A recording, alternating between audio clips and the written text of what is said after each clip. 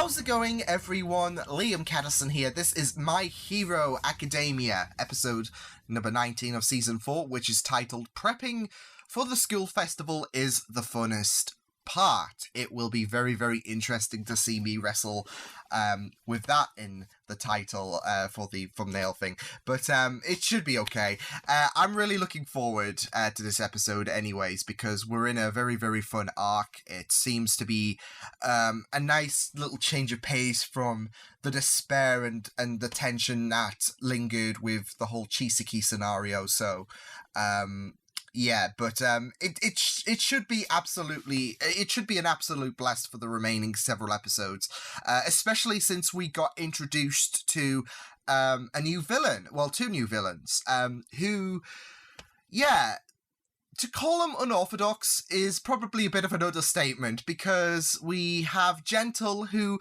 he doesn't want to take over the world. He doesn't find joy in harming people. Well, he does, but it's all for the fact that those YouTube views are gonna come in, aren't they? So yeah, his motivations for his villainous actions stems from the YouTube views, basically. So it was a very, very bizarre introduction to him and Labratha. I'm really excited to see them throughout the remaining episodes of this season, because it seems like they're going to be intertwined with the whole school festival that's going to go down. So yeah, and like I said, they are a really bizarre bunch, but I'm not complaining because it was an absolute stellar introduction. So yeah, I'm really looking forward to getting into this. So with that said, let's get into My Hero Academia. This is episode number 19 for season 4. Let's go. So, good episode. Standout moments throughout this episode, even though there was like a part of it that was like planning for the school festival. And there was some really, really innovative ideas as well thrown in there. So, yeah, and my mind was very, very judgmental, which I'll get to in a minute. But like I said, some very, very nice innovative ideas, especially with the whole Todoroki Yuga and Kirishima bit for the visual aesthetics. So, yeah.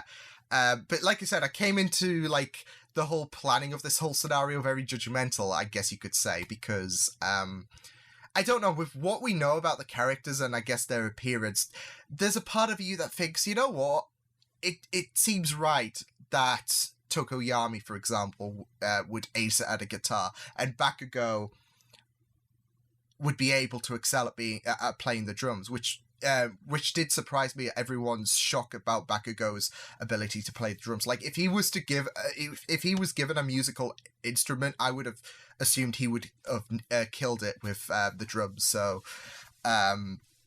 yeah, that's what I'm meaning about, I guess, being a bit judgmental. But it was very, very fun stuff. But like I said, there was some really good standout moments in this episode, especially during the whole planning when Bakugo echoed what people were saying about Class 1A. Oh, it's selfish, that they're doing this whole school festival thing. And yeah, he didn't necessarily throw them under the bus, but voiced his concerns, but also did say, like, there's no point in trying to please everyone. Let's kill them with music, basically. And we should just do this just for the hell of it, and not as a way to please everyone, because we didn't ask for these villains to attack us, and we're still reeling. So let's just do it. So I really loved that. And then Todoroki didn't help add the deepness of that scene by saying that he seems to carry a lot more heart ever since he was kidnapped. So you just gotta love how Bakugo is putting that ease on the whole group, I guess you could say. And just before we do move away from the whole school festival planning bit, one other standout moment for me was Jiro. Oh my god, girl has a voice of an angel, and I loved the visuals as well of Yuga and Mineta being blown away. Kirishima was as well, but Kirishima wasn't skeptical of her ability, so he was just like in awe, and so was I. Like I said, the girl can kill it with her voice. Yeah, I'm glad that we got a bit of a bit of a peek in terms of Jiro's ability to sing, because it was absolutely wonderful stuff. And yeah, girl can kill it. And Kirishima's not bad of a singer as well. So yeah, I think people are being a bit too harsh there. What Mineta was doing, I'm not even going to question. But yeah, like I said, Jiro, voice of an angel, absolutely breathtaking.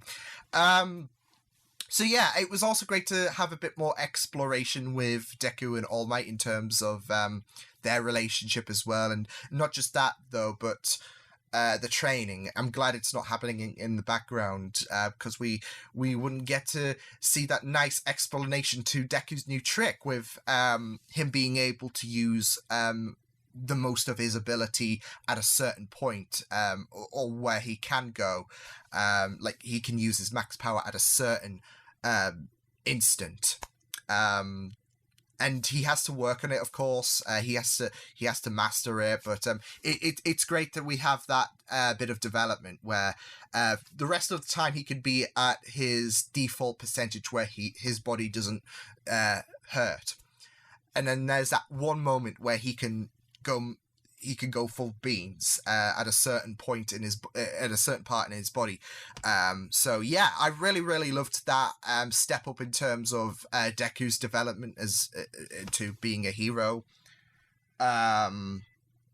So yeah, it was really good stuff to see that.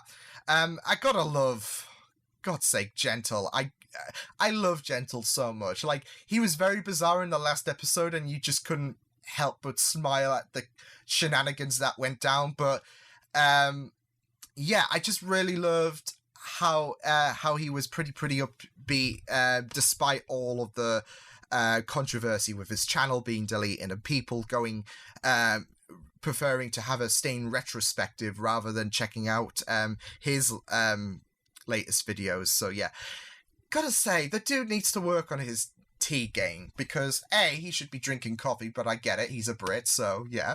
And yeah, he's pouring the kettle like that. So yeah, he just has no luck, because of course he suffered a bit of issues with the tea in the last episode, didn't he? But then again, incompetence, because he decided to drink it at such a point where it was blustery, so of course it was not going to be his day. But yeah, I really loved a bit more of an explanation to why he does what he does.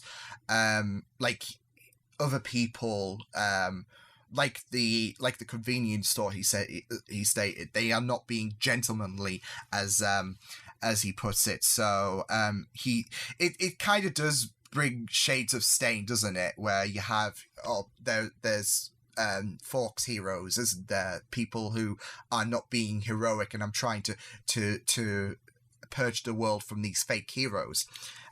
With Gentle, he's trying to stop people who are acting a bit disgracefully, but he's doing villainous antics.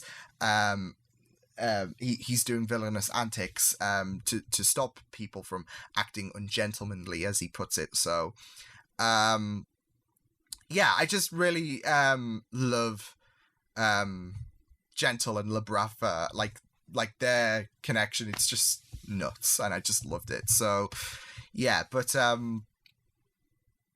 yeah, it was just really good. As well as the fact that Gentle's not really fussed about the whole negativity, especially since he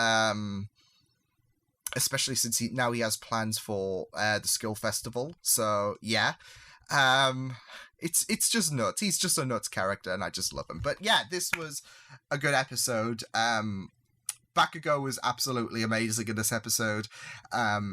Gentle is just nuts, and yeah, I'm so happy for Eri as well, because I want that girl to have a smile, and I think we all do. I think we all want her to have that moment where she can feel like she can be happy, because all of her life she's known pain and agony, and the girl deserves a break, big time. So yeah, I'm excited to see what does happen next episode. But until then, I will see you guys next time. Hope you guys enjoyed this reaction. You can check my videos on the right if you want to check out more of my content. You can also subscribe to my media feeds and channel if you want to. Hope you guys enjoyed this reaction. Hope you guys take care, and I will see you guys next time. Toodles!